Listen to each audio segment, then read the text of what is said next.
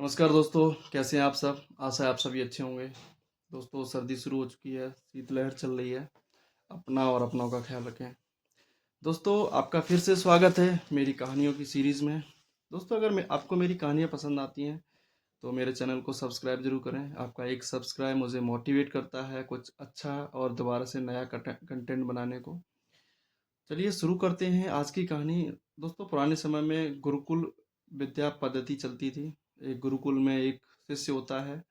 गुरुजी का आदेश पाता है कि गुरुजी उसके कहते हैं कि आपने यहाँ की शिक्षा पूर्ण कर ली है, अब आपको आम जनमानस के बीच में जाकर के शिक्षा हासिल करनी है। कुछ शिक्षा हासिल करके आप हमें बताएंगे कि आपने वहाँ पे क्या सीखा। आपको आम जनता के बीच में जाना है, आम जनमानस के बीच में जाना है। गुरुजी का आदेश लेकर के वह विद्यार्थी चल पड़ता है एक गांव से दूसरे गांव, और एक गांव में जाकर के ठहरता है।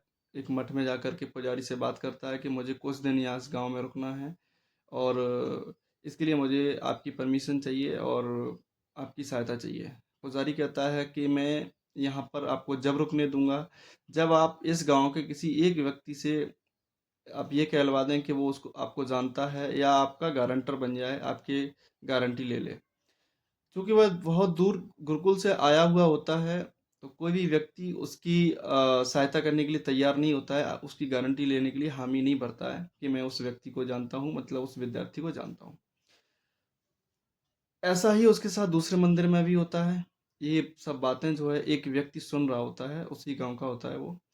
वह बड़ी शालीनता से उसके पास आता है और बात करता है कि आपकी समस्या का समाधान मेरे पास है। चूँकि मैं एक चोर हूँ, तो ये लोग मेरी बातों का विश्वास नहीं करेंगे, ना ही मानेंगे, इसलिए आप मेरे घर रुक सकते हैं अगर आप चाहें तो। वो विद्यार्थी तैयार हो जाता है क्योंकि उसको तो रुकना ही है, उसको अपनी शिक्षा हासिल करनी है, गुरुजी का आदेश है। तो वह जो चोर, वह व्यक्ति जो होता है, उस विद्यार्थी को अपने घर के एक कोने में, या यूं कहें कि अपने दूसरे घर में शिफ्ट कर देता है और बता देता है कि ये कुछ काम है जो आपको डेली करने हैं इसके एवज में।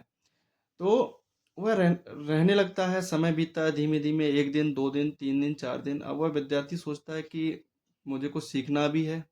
अब वह देखता है कि जो चोर होता है वह डेली जाता है, दिन भर काम करता है और शाम को निकल जाता है चोरी के उद्देश्य से, बट उसको सफलता नहीं मिलती है, और वापस आ जाता है।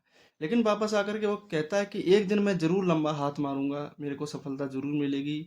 और ऐसा करते करते 15 से 20 दिन, 25 दिन बीत जाते हैं, लेकिन वह चोरी करने में सफल नहीं हो पाता है। और मंथ के अंतिम दिन वह चोर एक बड़ी चोरी करने में सफल हो जाता है, और उसे काफ़ी धन, पैसा, चोरी करने में सफलता मिलती है, काफ़ी पैसा मिलता है। अच्छा, पूरा महीना बीत जाने के बाद उसके विद्यार्थी के भी चलने का टाइम हो जाता है, समय हो जाता है, और वापस लौट कर के गुरुजी को वह इस बारे में बताता है। तो गुरुजी बताते हैं, बेटा आपने इससे क्या सीखा? तो वह कहता है, गुरुजी कहते हैं, बेटा आपने इससे जो है एक विद्या सीखी है, दृढ़ निश्चय। कोई भी काम आप करते हैं तो उसके लिए आपको दृढ़ निश्चय करना होता है। दृढ़ निश्चय से अच्छा काम आप कर पाते हैं। दृढ़ निश्चय वह गुण है जिसके सारे आप सफलता प्राप्त कर सकते हैं। वह चोर डेली सोचता था, लेकिन उसने निश्चय नहीं छोड़ा, और वह अंतिम दिन सफलता प्राप्त करने में कामयाब रहा। तो कहानी का सार यह है कि आप किसी भी क्षेत्र में काम कर रहे हो, आप अपने ऊपर काम करें, विश्वास रखें और दृढ़ निश्चय रखें, आपको सफलता जरूर मिलेगी। लगे रहें, पूरे मन से काम करें, आपका दृढ़ निश्चय आपको कामयाबी की ओर जरूर ले जाएगा। धन्यवाद। शुभ रात्रि।